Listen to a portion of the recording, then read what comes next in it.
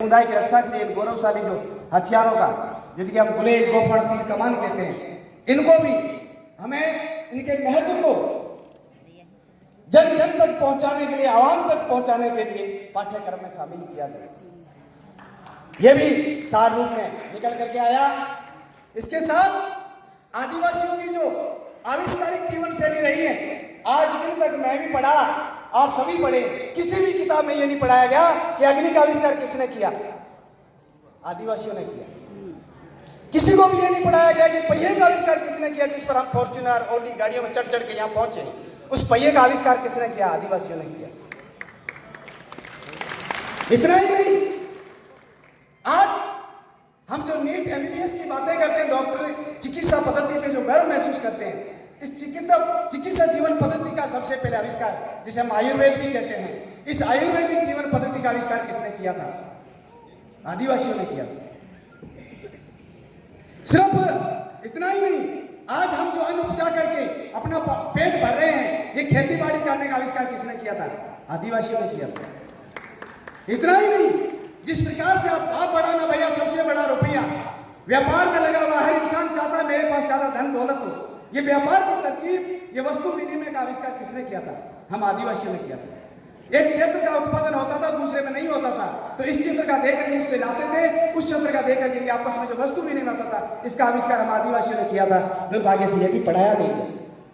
इन सारी चीजों को पाठ्यक्रम में शामिल किया जाए, एक ये सुझाव आया था, और इसके लिए हम सभी को मिलकर के संगठनात्मक रूप से शासन, प्रशासन, सत्ताओं, सरकारों तक ये मांग रखनी चाहिए, ताकि हमारे पाठ्यक्रम में ये सारी चीजें शामिल हो, तो उसका सर्वांगीण विकास होगा हर बच्चे का। ये बिंदु आया था।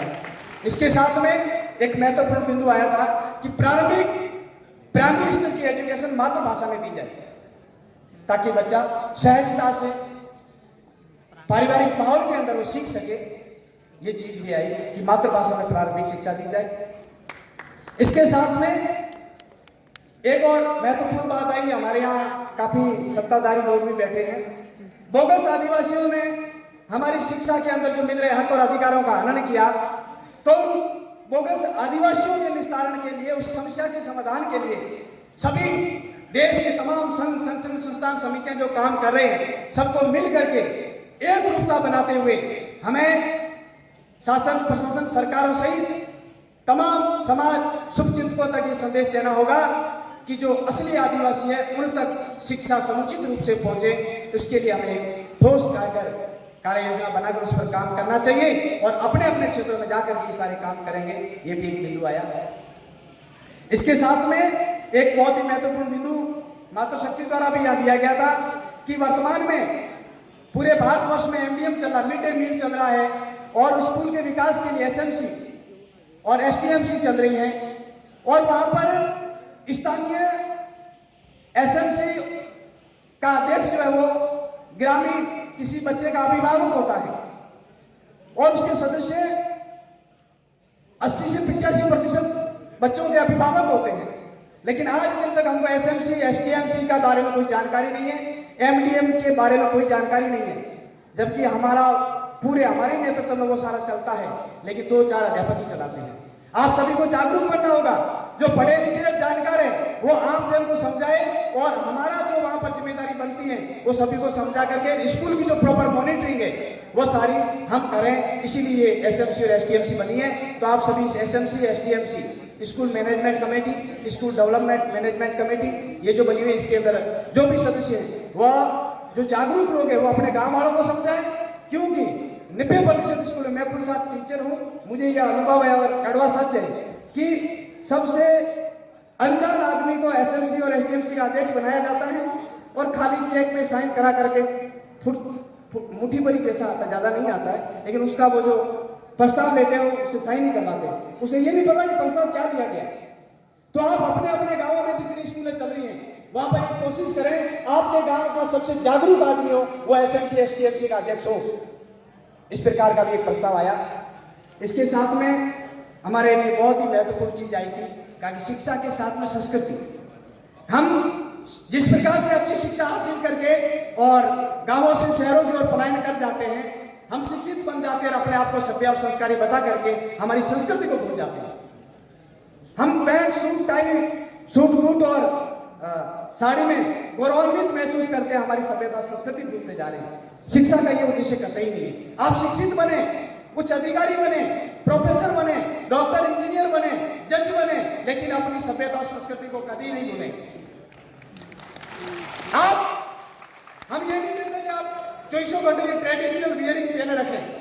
आप कम से कम बार पर्व, होली, दीपावली, घर पे कभी कोई प्रोग्राम हो, उस दिन अब इस प्रकार की जो अपनी ट्रेडिशनल वियरिंग होती है ये पहन के जाए, ताकि आने वाली पीढ़ी कभी ये भूल नहीं जाएगी पापा ये क्या है, टर्बन है, पापा ये क्या है, धोती है, ये भूल नहीं जाएगी। इन अपनी संस्कृति को भी जिंदा रखोगे। समय अभाव से कुछ और भी बिंदु आए थे, लेकिन मैं सदन की गरिमा का ध्यान रखते हुए एक बहुत ही इंपॉर्टेंट बिंदु मैंने नोट भी किया था, चलो ये भी बता देता हूँ। इनकी दिली तमन्ना भी थी, आदिवासी ऑल इंडिया एम्प्लॉयज फेडरेशन की तरफ से एक सुझाव आया था कि शिक्षा का समुचित लाभ तभी मिलेगा जब हमारे आदमी शासन, प्रशासन और सत्ताओं में जाएंगे। वैसे तो जाने के लिए बहुत सारे लोग जा रहे हैं, लेकिन हम सबको मिल करके हमारे अपने जागरूक, ज्ञाता, मुखर प्रवृत्ति के लोगों को चुन करके सत्ताओं में भेजें, ताकि वहां से जो शिक्षा की नीतियां बन रही है, जो एजुकेशन पॉलिसी होती है, हमारे लोग पॉलिसी मेकर कैसे बने, education policy maker, agriculture policy maker, animal policy maker, वहां पर जाकर के इस पॉलिसी निर्धारक बने, ऐसी व्यवस्था हमें करनी होगी। ये भी इनकी तरफ से सुझाव था कि हमारे लोग को वहां भेजा जाए ताकि वो हमारी शिक्षा नीति में शामिल है। आज दिन तक शिक्षा नीति कहां से बनती है, हमारा कोई आदमी वहां नहीं है। बहुत सारे बिंदु आए थे, मैं सदन की गरिमा का और समय का कदर करते हुए अपनी बात को यही सार रूप में संकलित करते हुए आप सभी सदन का जोहार अदा करता हूं। पुनः एक बार चाहूंगा जोरदार उद्घोष के साथ में इस सदन को समाप्त करूंगा मेरी बात को। आदिवासी एकता जिंदाबाद, आदिवासी एकता जिंदाबाद। एक तीर एक कमान, महिला पुरुष एक समान बोलना मैं ये कहना अच्छा करता हूँ। आदिवासी तो हम सब एक जैसे ही हैं। एक तीर एक कमान, एक तीर एक कमान। जोहार, धन्यवाद।